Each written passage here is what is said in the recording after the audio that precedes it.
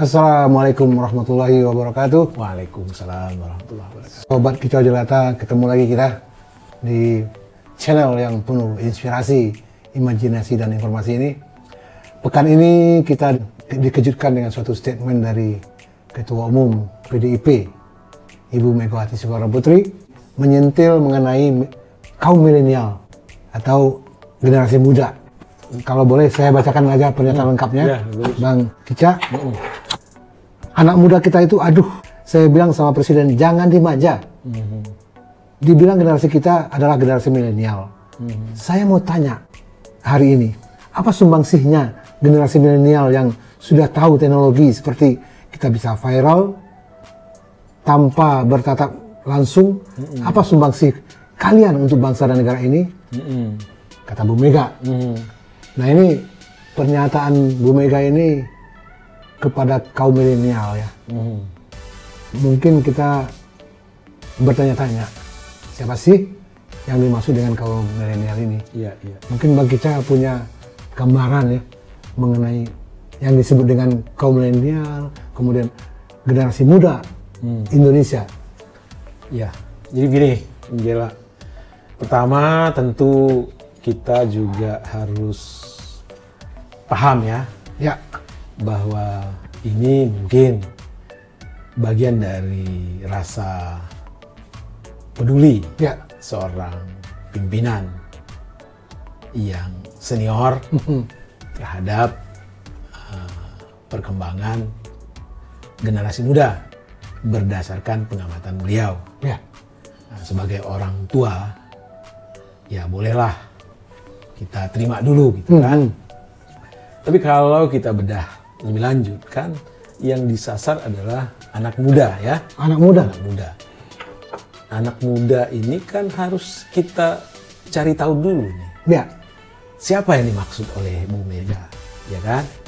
Apakah anak muda yang menyajikan sepiring nasi di setiap rumah orang-orang Indonesia, ya kan? Yang dari pagi sampai malam berhujan berpanas bekerja di sawah ladang sehingga memungkinkan kita makan setiap hari, termasuk itu yang dimaksud. Apakah anak muda yang menghadirkan sepotong ikan di piring makan kita, yang setiap subuh berangkat ke laut lalu baru balik siangnya, atau bahkan berhari-hari berhujan berpanas, ya kan, mabok laut segala macam? Apakah termasuk itu anak mudanya? Apakah anak muda yang bekerja di perusahaan-perusahaan swasta dalam dan luar negeri yang setiap bulan gajinya dipotong atau secara voluntary setiap tahun dia membayar pajak untuk mengisi pundi-pundi negara? Apakah juga termasuk anak muda itu? Apakah anak muda yang bekerja atau membuat usaha lalu menampung orang-orang untuk bekerja di perusahaannya, apakah termasuk itu anak mudanya? Atau anak muda yang mana? Itu harus clear dulu ya. Satu. Yang kedua, kalau disebut itu milenial, yang di belakang milenial ada kata-kata yang memungkinkan kita viral, artinya Ibu Mega mengerucutkan anak muda itu kepada anak muda yang ada di perkotaan, yang educated, yang berpendidikan, yang mengerti IT. Ya, mengerti IT, ya kan? Nah, kalau itu, apakah mereka tidak berkontribusi kepada negara? Kan tidak juga. Banyak dari mereka yang bekerja secara mandiri, menghasilkan uang dan membayar pajak. Banyak dari mereka yang menjadi olahragawan segala macam, mengharumkan nama bangsa, menjadi saintis segala macam. Jadi barangkali perlu kita tanya ke Bu Mega, harus jelas nih anak muda yang mana gitu ya. Jadi mengenai milenial sendiri, yang disebut milenial ini kalau kita lihat mungkin di Wikipedia ya, Wikipedia Indonesia, itu adalah orang-orang yang lahirnya antara tahun 1980 sampai dengan tahun 2000, atau sering juga disebut dengan Gen Y atau generasi Y. Nah, ini kalau kita asumsikan demikian Bang, tahun kelahiran ya, tahun 80 sampai dengan tahun 2000, Misalnya yang lahir tahun 1980, saat ini sudah berumur 40 tahun. Betul. Jadi antara orang-orang produktif Ya. yang berumur antara 30 sampai 40 tahun, yang mereka lah sebetulnya penggerak dari perekonomian negara ini. Ya, benar. Dari ekonomi maupun yang lain-lainnya gitu Ya, kan. betul. Nah ini mungkin perlu kali lagi kita sepakati dulu yang dimaksud dengan anak muda atau generasi muda milenial ini. Generasi muda milenial mana yang tadi Awang sudah sebutkan, ada beberapa macam yang luar biasa sumbangsinya terhadap negara ini, ya baik itu dari segi produktivitas maupun memberikan manfaat ekonomi dan sebagainya. Yang Bang Kica ini analisis ya. Kita tahu kan Bu Mega ini kan terlahir saja sudah menjadi putri presiden pertama kita ya. Betul. Kemudian dalam proses berikutnya kan beliau aktif di partai politik ya dan menjadi anggota DPR. Artinya kontribusi beliau itu langsung sebagai penyelenggara negara. Oke. Lalu beliau menjadi wakil presiden kita. Ya. Lalu beliau menjadi presiden kita. Lalu almarhum Pak Taufik Kimas, suami beliau kan juga menjadi penyelenggara negara ya. Menjadi Ketua MPR, ya kan? Dan saat ini Putri Ibu Mega, Ibu Puan Maharani kan menjadi Ketua DPR, ya. Jadi kan ada point of view ya. Jadi persepsi kita ini kan terbentuk karena lingkungan kita ya. Kalau petani ya dia pasti bercerita soal pertanian, nelayan juga nelayan, ya kan? Kalau orang jago IT pasti IT. Kalau orang berada, jadi point of view-nya kan kita tahu bahwa dari bapaknya sampai sekarang anaknya itu berada sebagai penyelenggara negara, orang yang directly mengarahkan polisi atau kebijakan republik ini gitu kan. Nah, Bang Kica khawatirnya mungkin yang Ibu Mega maksud itu berkiprah berbuat untuk negara itu harus berada di tengah-tengah sebagai penyelenggara negara gitu kan.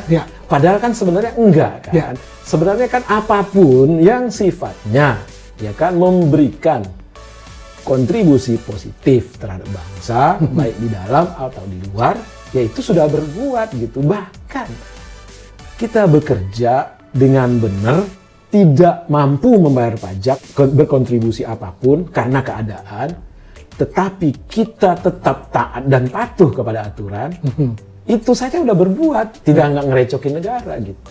Ya. Mungkin saya bacakan lanjutan lagi barangkali ya dari pernyataan Bu Mega ya.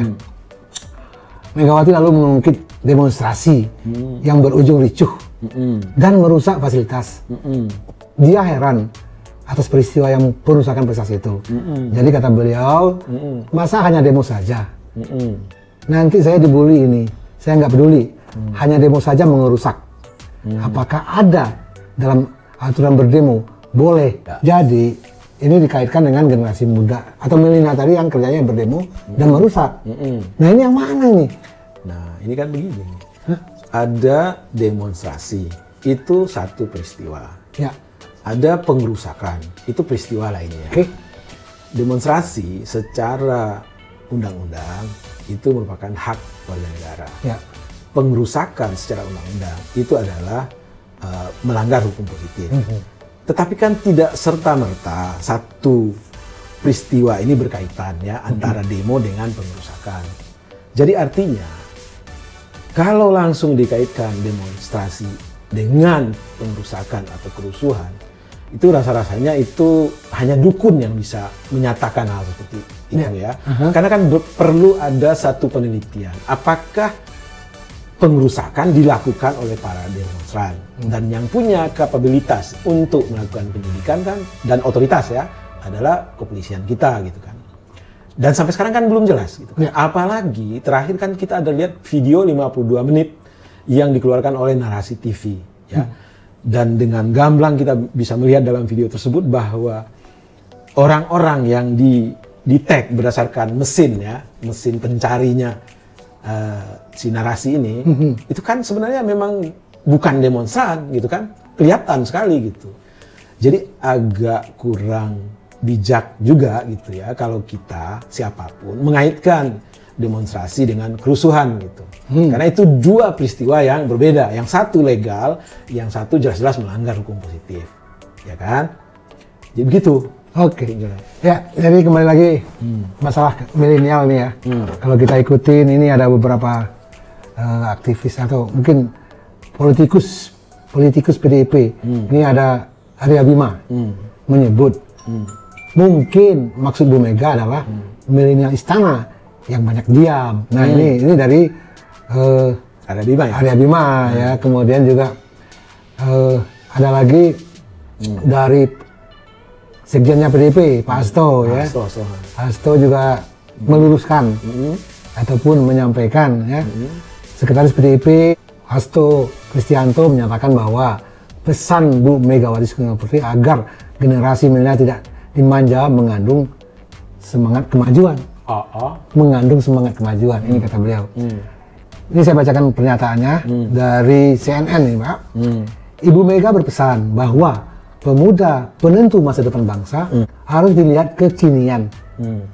Bagaimana para pemuda-pemudi Indonesia menggembleng diri dan kesemuanya digerakkan oleh semangat untuk membawa kemajuan bagi Indonesia Raya. Demikian ujar Hasto dalam keterangan resminya. Jadi penjelasan ataupun melengkapi pernyataan dari Bu Mega tadi bahwa ini adalah dalam konteks mengandung semangat kemajuan. Nah, ini kan gimana Bang Kica? Ya, ini kan lazim. Menurut Bang Kica gimana? Jadi kita kembali lagi ke orang Minang bilang itu kato pertamu kato nanbana, gitu kan?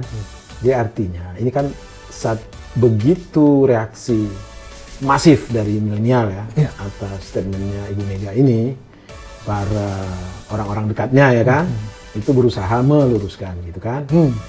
Itu tadi Arya Bima ya, Arya Bima kan politikus PDIP ya kan. Arya Bima mengerucutkan bahwa yang dimaksud Bu Mega adalah milenial yang ada di istana. Ini makin aneh lagi gitu ya. Karena begini, kita tahu bahwa Pak Jokowi itu adalah bagian dari PDIP ya. Kalau nggak salah itu petugas partai gitu ya. Petugas partai. Artinya orang-orang milenial atau anak-anak milenial yang berada di istana itu kan tentu dalam kendali Pak Jokowi. Agak kurang elok rasanya kalau yang dimaksud Bu Mega adalah mereka, tetapi dibicarakan ke publik gitu kan.